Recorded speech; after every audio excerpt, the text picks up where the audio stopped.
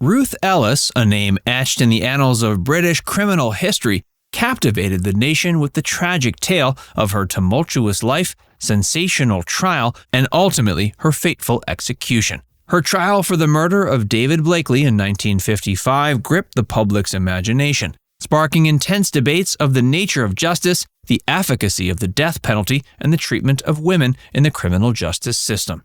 Join Factsverse UK as we present Blonde Bombshell Ruth Ellis was the last woman hanged in Britain. Ruth's life.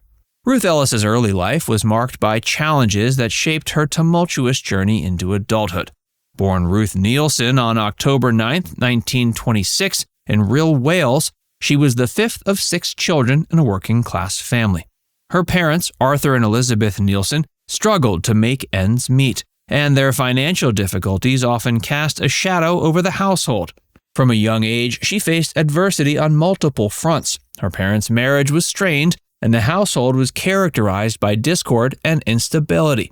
Her father was reportedly an alcoholic whose erratic behavior and frequent absences left the family in disarray. The tumultuous atmosphere at home undoubtedly had a profound impact on Ruth's upbringing, shaping her worldview and influencing her future decisions. Her parents divorced, which added another layer of instability. Despite the adversity she faced, Ruth displayed resilience and determination early on. She attended the local school in Rhyl, where she exhibited academic promise and a keen intellect.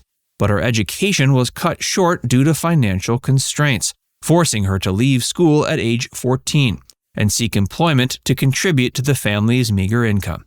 Her early experiences in the workforce were emblematic of the limited opportunities available to young women from working-class backgrounds in the early 20th centuries. She took on a series of menial jobs like waitressing and factory work in an effort to support herself and her family. She yearned for independence and autonomy, seeking refuge from the constraints of her home life. Her decision to venture into the world of nightlife and glamour ultimately shaped the trajectory of her life, exposing her to a world of excitement, temptation, and danger. The crime. The crime for which Ruth Ellis became notorious happened April 10, 1955, outside the Magdala pub in Hampstead, London. The victim was David Blakely, Ruth's lover at the time. The incident unfolded in a fit of jealousy and rage, stemming from Blakely's abusive behavior and his ongoing affair with another woman, 21-year-old Desmond Cusson. On that fateful evening, Ruth, distraught and emotionally volatile, confronted Blakely outside the pub. Eyewitnesses later recounted seeing her pleading with him, demanding to know why he'd been avoiding her, and seeing Cusson instead.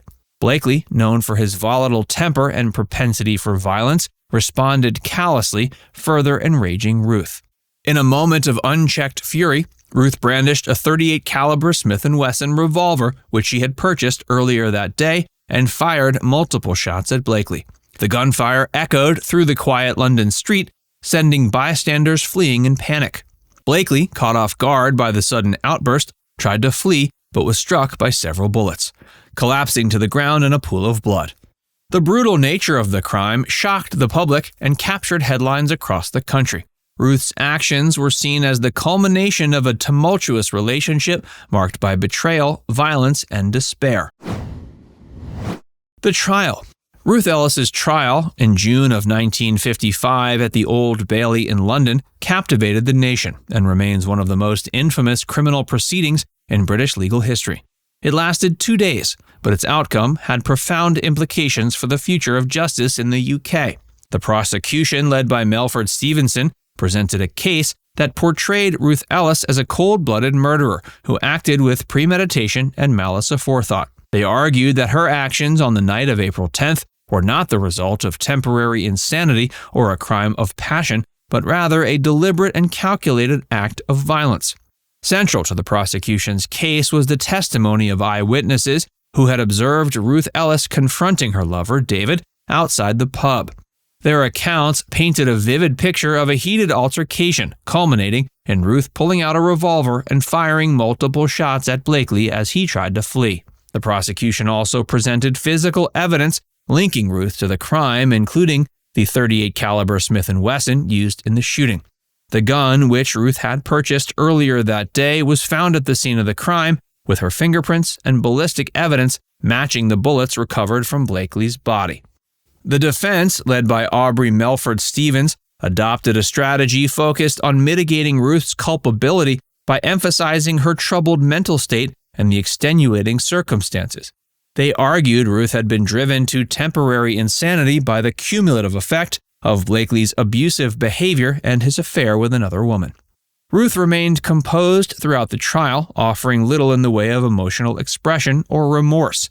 That, coupled with the sensational nature of the case, captured the attention of the public and the press. After just 23 minutes of deliberation, the jury returned with a verdict of guilty, a swift and decisive judgment that stunned many observers. Mr. Justice Havers, presiding over the trial, had little choice but to impose the mandatory sentence for murder at the time, death by hanging. Ruth's execution. On July 13, 1955, Ruth met her end at the hands of the hangman's noose in a grim and somber spectacle at Holloway Prison in London. It marked the culmination of a sensational trial and ignited intense debates about the morality and efficacy of capital punishment. In the early hours of the morning, Ruth, dressed in a simple black dress, was escorted from her cell to the execution chamber. She maintained a stoic demeanor, betraying little emotion as she faced her final moments. Following her execution, her body was removed and taken to a nearby mortuary. Her remains were later interred in an unmarked grave at a cemetery in Buckinghamshire. Evidence in her favor. One of the key pieces of evidence presented by the defense was a testimony regarding the abusive nature of her relationship with David Blakely. Witnesses, including friends and acquaintances of the couple, attested to Blakely's violent temper and his history of physically and emotionally abusing Ellis.